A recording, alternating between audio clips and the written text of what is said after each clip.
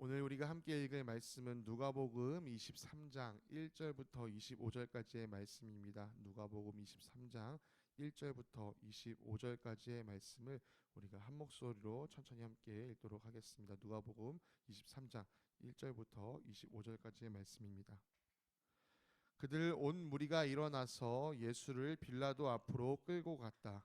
그들이 예수를 고발하여 말하기를 우리가 보니 이 사람은 우리 민족을 오도하고 황제에게 세금 바치는 것을 반대하고 자칭 그리스도 곧 왕이라고 하였습니다. 그래서 빌라도가 예수께 물었다. 당신이 유대인의 왕이요? 예수께서 빌라도에게 대답하셨다. 당신이 그렇게 말하고 있소. 빌라도가 대제사장들과 무리들에게 말하였다. 내가 보니 이 사람에게는 아무 죄도 없소. 그러나 그들은 그렇게 주장하였다. 그 사람은 갈릴리에서 시작해서 여기에 이르기까지 온 유대를 누비면서 가르치며 백성을 선동하고 있습니다. 빌라도가 이 말을 듣고서 물었다. 이 사람이 갈릴리 사람이요? 그는 예수가 헤롯의 관할에 속한 것을 알고서 예수를 헤롯에게 보냈는데 마침 그때에 헤롯이 예루살렘에 있었다. 헤롯은 예수를 보고 매우 기뻐하였다.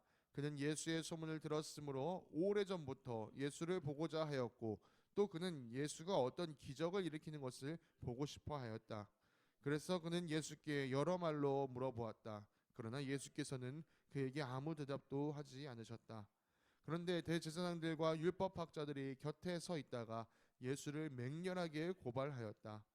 헤롯은 자기 호위병들과 함께 예수를 모욕하고 조롱하였다. 그런 다음에 예수에게 화려한 옷을 입혀서 빌라도에게 도로 보냈다. 헤롯과 빌라도가 전에는 서로 원수였으나 바로 그날에 서로 친구가 되었다. 빌라도는 대제사장들과 지도자들과 백성을 불러 모아놓고서 그들에게 말하였다. 그들은 이 사람이 백성을 오도한다고 하여 내게로 끌고 왔으나 보다시피 내가 그들 앞에서 친히 신문하여 보았지만 그들이 고발한 것과 같은 죄목은 아무것도 이 사람에게서 찾지 못하였소. 헤롯도 또한 그것을 찾지 못하고 그를 우리에게로 돌려보낸 것이요. 이 사람은 사형을 받을 만한 일을 하나도 저지르지 않았소. 그러므로 나는 이 사람을 매질이나 하고 놓아 주겠소. 그러나 이들이 일제히 소리질러 말하였다. 이 자를 없애고 바라바를 우리에게 놓아 주시오. 바라바는 그 성에서 일어난 폭동과 살인 때문에 감옥에 갇힌 사람이다. 빌라도는 예수를 놓아주고자 하여 다시 그들에게 말하였다. 그러나 그들이 외쳤다. 그 자를 십자가에 못 박으시오. 십자가에 못 박으시오. 빌라도가 세 번째 그들에게 말하였다. 도대체 이 사람이 무슨 나쁜 일을 하였단 말이오. 나는 그에게서 사형을 처할 아무런 죄를 찾지 못하였소. 그러므로 나는 그를 매질이나 해서 놓아줄까 하오. 그러나 그들은 마구 우기면서 예수를 십자가에 못 박으라고 큰 소리로 요구하였다. 그래서 그들의 소리가 이겼다. 마침내 빌라도는 그들의 요구대로 하기로 결정하였다. 그래서 그는 폭동과 살인 때문에 감옥에 갇힌 자는 그들이 요구하는 대로 놓아주고 예수는 그들의 뜻대로 하여 넘겨 주었다. 아멘. 샬롬, 주님의 평강으로 인사드립니다. 어제 우리는 예수님 말씀대로 베드로가 예수님을 세 번 부인했던 것과 또 예수님께서 대제사장의 집에서 이 불법적인 폭력을 당하시고 또 공의회에서 억지스러운 판결을 받는 장면을 함께 말씀을 통해 살펴보았습니다.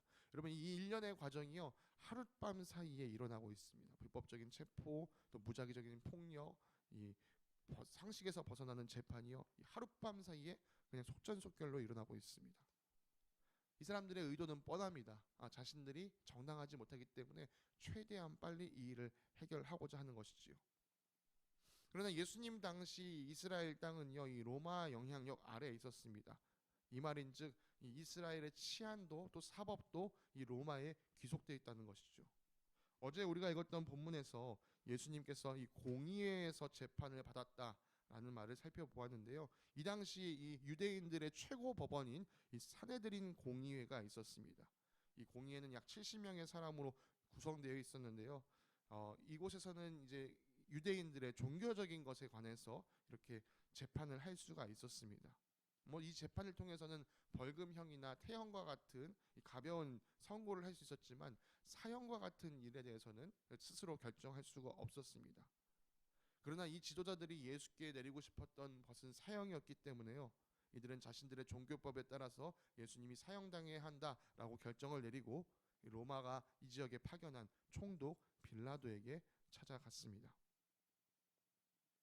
이들은 빌라도 앞에 예수님을 세워놓고 예수님의 죄목을 이렇게 읊었습니다. 우리가 보니 이 사람은 우리 민족을 오도하고 황제에게 세금 바치는 것을 반대하고 자칭 그리스도 곧 왕이라고 하였습니다. 좀 다릅니다. 분명 이 사람들이 자기들의 공의회에서 예수님을 죽이고자 했던 이유는 그가 하나님의 아들이라고 했기 때문에, 신성을 모독했기 때문에 예수님을 죽이고자 하였지만 정작 빌라도 앞에서는 그 이야기를 꺼내지 않습니다. 왜냐하면 자기들의 종교적인 이유로 이 사람을 사형에 처하게 하지 않을 것이라는 것을 이 사람도 알고 있었기 때문입니다. 그래서 빌라도 앞에서 이렇게 죄목을 지어냅니다. 세 가지입니다. 첫째, 이 사람이 우리 민족을 오도한다. 즉 거짓말로 후리면서 사람들의 마음을 미혹하고 다닌다. 둘째, 이 사람이 황제에게 세금 바치는 것을 반대한다. 셋째, 이 사람이 자칭 그리스도 곧 왕이라고 한다. 여러분, 총독인 빌라도 입장에서는요, 이 땅 자기가 다스리고 있는, 자기가 관할하고 있는 지역의 사회 질서를 확립하는 것이 중요한 임무 중에 하나입니다. 근데 자기가 다스리는 이 지역에서 사람들을 미혹하고 다닌다. 특별히 황제에게 세금을 바치지 말라고 한다. 이건 큰 문제 중에 하나이죠. 그러나 우리가 사실 말씀을 통해 확인했던 것처럼요, 예수님은 황제에게 바치는 이 세금을 거부한 적이 없으십니다. 도리어 예수님은 황제의 것은 황제에게 돌려주고 하나님의 것은 하나님께 돌려라 라고 말하신 것을 우리는 기억합니다. 그러니까 지금 이것은 거짓으로 세워진 제목인 것이죠. 무엇보다 빌라도 입장에서는 이 마지막 제목이 위협적인데요, 예수님께서 스스로 자기를 왕으로 칭했다라는 것이죠. 이것은 자칫 반란죄로 여겨질 수 있습니다. 근데 여기서도 한 가지 사실을 짚고 넘어갈 것이 있습니다. 이 사람들이 죄목을 말할 때요, 왕이랍니다가 아니라 그리스도, 자칭 그리스도입니다 라고 먼저 말하고 그 다음 왕이라는 표현을 붙였다는 것이죠.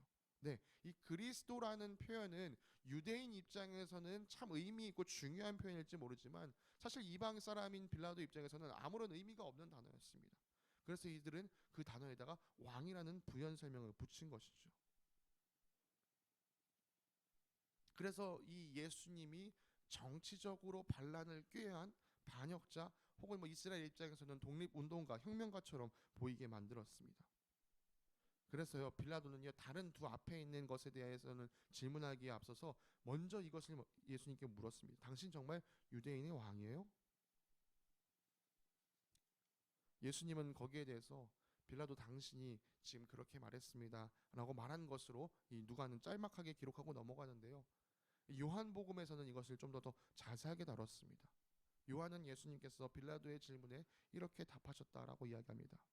내 나라는 이 세상에 속한 것이 아니요 나의 나라가 세상에 속한 것이라면 나의 부하들이 싸워서 나를 유대 사람들의 손에 넘어가지 않게 하였을 것이요 그러나 사실로 내 나라는 이 세상에 속한 것이 아니요. 여러분, 예수님의 대답을 듣고서 빌라도는요, 예수님이 정치적으로 로마방 정부의 반역을 꾀한 사람이 아니구나라는 사실을 깨우칠 수 있었습니다. 대제사장들의 미움을 받아서, 이 유대 지도자들의 미움을 받아서 끌려오긴 했지만 이건 종교적인 사안이지 정치적인 사안이 아니다라는 것을 빌라도는 간파했습니다. 그래서 빌라도는 예수님을 고발했던 사람들에게 이렇게 이야기했습니다. 내가 보니 이 사람에게는 아무 죄도 없어. 여러분, 이것은 올바른 판단이었습니다.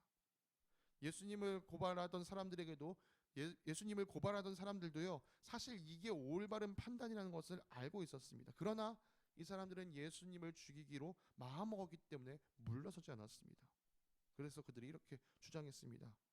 이 사람이요, 지금 이 예루살렘 지역에서만 그렇게 선동질을 한 게 아니고 저 위에는 갈릴리에서부터 계속 선동질해서 내려온 겁니다. 그런데 오히려 이 말은요, 빌라도에게 빌미를 제공해 줬습니다. 이 사람 갈릴리 출신이라고? 그럼 내 관할 지역 사람이 아니네. 그럼 이 갈릴리를 관할하고 있는 헤롯에게 이 사람을 맡겨야겠네. 그래서 빌라도는요, 이 예수에 관한 재판을 자신이 할 것이 아니라 헤롯이 해야 한다라고 하고 이 고발단과 함께 예수님을 헤롯에게로 보냈습니다. 어쩔 수 없이 이 고발단은요, 예수님과 함께 헤롯에게로 향했습니다. 때마침 또 헤롯이 예루살렘에 있었기 때문에요. 근처에서 만날 수 있었던 것이죠. 참고로 오늘 본문에 등장하는 헤롯은 이 헤롯 안디바라는 사람입니다. 이 사람은 침례 요한을 참수시켜 죽였던 사람이기도 합니다.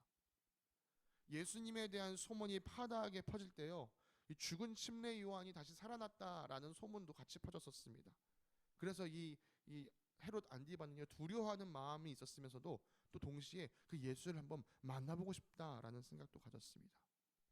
그렇게 만나고 싶었던 예수를 드디어 만나게 된 것이죠. 그런데 이 헤롯 마음에는요, 사실 무슨 마음으로 예수를 만나고 싶었냐? 예수가 일으키는 그냥 기적이 보고 싶었던 거예요. 쉽게 말하면 그냥 왕궁 생활, 이 지루한 왕궁 생활에서 재밌는 마술쇼를 보여줄 그냥 그런 쇼 호스트를 찾았던 겁니다. 그래서 예수님에게 대해서 막 이것저것 물어보기 시작했습니다. 아마 이 기적을 행할 수 있겠소, 저 기적을 행할 수 있겠소, 이런 것들을 물었겠죠. 그러나 예수님은 그의 반응에, 그의 질문에 아무런 대답을 하지 않으셨습니다. 점점 헤롯은 예수님에 대해 흥미를 잃어갔습니다. 그런데 옆에서 계속 대제사장들과 또 지도자들은요, 계속 예수님을 향해 맹렬한 고발을 헤롯에게 쏟아냈어요. 헤롯은 그 이야기도 별로 듣고 싶지 않았습니다. 그래서 헤롯은요, 예수님을 조롱한다는 의미로 그에게 화려한 옷을 입혔어. 네가 왕이라고 다닌다고 왕처럼 입어야지. 화려한 옷을 입혀서 다시 빌라도에게 돌려보냈습니다. 결국 빌라도가 다시 이 예수님의 재판을 맡게 되었습니다. 그러나 빌라도는 예수님에게서 아무런 죄를 찾아낼 수 없었습니다. 그래서 그는 대제사장들과 지도자들을 모아놓고 이렇게 이야기했습니다. 그대들은 이 사람이 백성을 오도한다고 하여 내게로 끌고 왔으나 보시다시피 내가 그대들 앞에서 친히 신문하여 보았지만 그대들이 고발한 것과 같은 제목은 하나도 찾아볼 수 없었어. 아무것도 이 사람을 찾지 못하였어. 헤롯 또한 그것을 찾지 못하여서 그를 우리에게 다시 돌려보낸 건 아니요. 이 사람은 사형을 받을 만한 일을 하나도 저지르지 않았어. 그러므로 정녕 당신들이 그렇게 이 사람이 벌받아야 한다면 나는 이 사람을 그냥 매질이나 하고 놓아주겠소. 사실 여러분, 죄가 없는 사람에게 매질하는 것조차도 가혹한 일입니다. 그러나 어쨌든 빌라도의 판단, 이 사람은 사형받을 만한 짓을 하지 않았다라는 이 판단만큼은 옳은 판단이었죠. 네, 예수님에게서는 그를 죽음으로 몰아낼 만한 그 어떤 죄목도 찾아볼 수 없었습니다. 아니, 이 사람들이 고발한 제목뿐만 아니라 그 어떤 걸 가져온다 할지라도 예수님에게서는 죄를 찾을 수가 없었습니다. 그러나 이 고발단과 또 그에게 매수된 사람들은 이 사실을 받아들이지 않았습니다. 그래서 그들은 일제히 소리를 질렀습니다. 이 자를 없애고 바라바를 우리에게 놓아주시오. 갑자기 이 예수님을 죽이고 바라바를 놓아달라라는 이야기가 조금 갑작스러운 이야기인데요. 오늘 아까 읽으신 것에 따르면 사실 17절이 이 생략된 것을 볼 수가 있습니다. 다른 사본들, 고대 사본들 중에서는 17절에 이런 기록이 있었다라고 이야기하기도 합니다. 이 명절이 되어 빌라도는 죄수한 사람을 그들에게 놓아주어야 했다.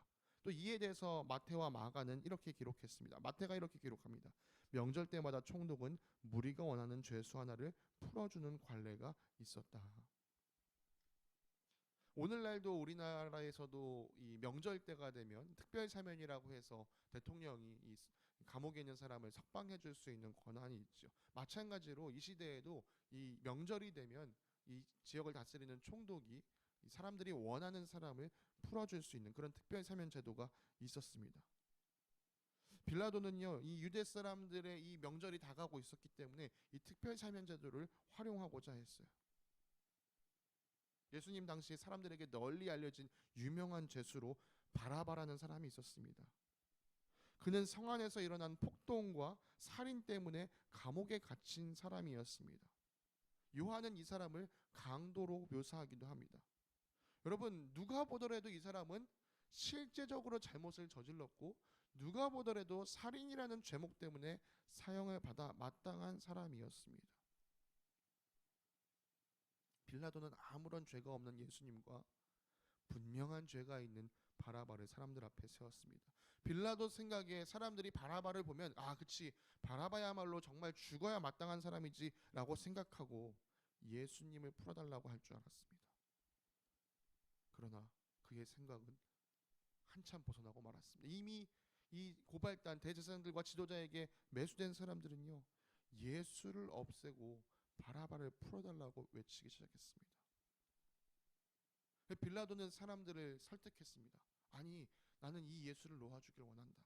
오늘 성경에 보니까 3번이나 그들을 설득했다라고 얘기가 나옵니다. 그러나 설득하면 설득할수록 사람들은 계속해서 예수를 십자가에 못 박으시오, 예수를 십자가에 못 박으시오, 박박 우기며 외치기 시작했습니다. 결국 빌라도가 그들의 요구를 들어주었습니다.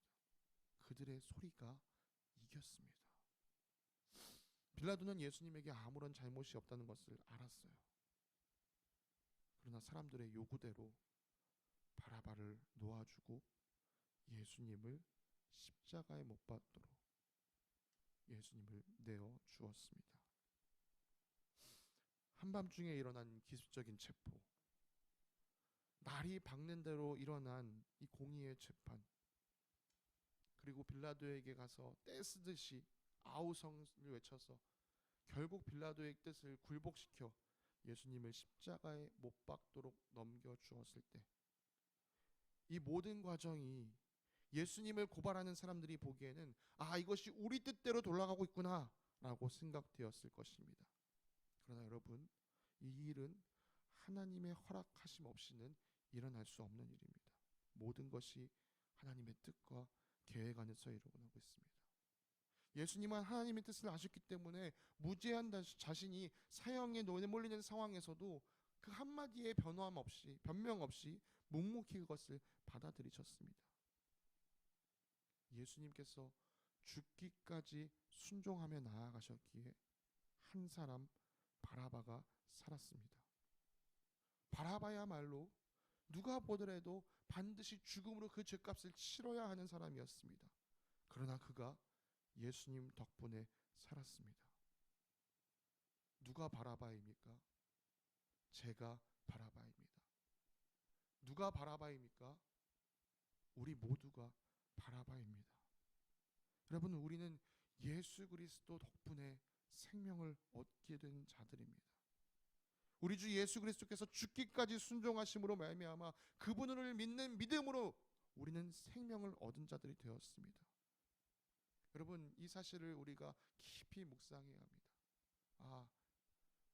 정말 예수님에게 일어난 이 십자가의 참 안타까운 사건, 누가 보더라도 정말 말도 안 되는 이 안타까운 사건이지만 이것이 하나님의 크신 뜻 안에서 일어나고 있구나, 하나님의 주권 아래에 있는 것이구나, 하나님께서 우리를 위하여 정말 이 놀라운 일을 이루셨구나.